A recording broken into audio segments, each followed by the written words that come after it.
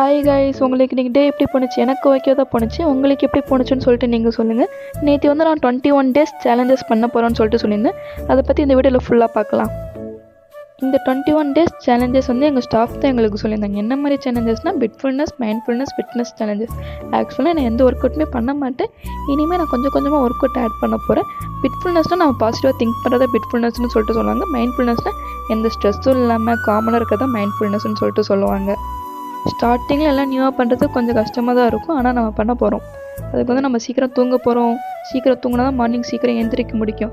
Morning or evening எப்போ வேணாலும் நம்ம ஒர்க் அவுட் பண்ணிக்கலாம். ஆனால் நம்ம வந்து ஹைட்ரேட்டடாக இருக்கணும்.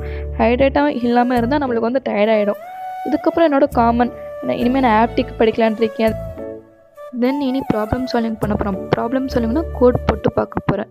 1 இல்லைனா 2 ஸ்டார்டிங், 1 இல்லைனா 2 பண்ண போகிறேன். அதுக்கப்புறம் போக போக இன்க்ரீஸ் பண்ணிப்பேன். இன்னும் அடிஷ்னல் ஸ்கில். நான் முன்னாடி புக் படிச்சுட்டு இருந்தேன். இப்போ புக் படிக்க ஸ்டார்ட் பண்ண போகிறேன். இன்றைக்குள்ளே டே இப்படி தான் போணுச்சு. இனி நாளைக்கு பார்க்கலாம். எல்லோரும் சாப்பிடுங்க, தூங்குங்க, ரெஸ்ட் எடுங்க. டாட்டா, பாய்.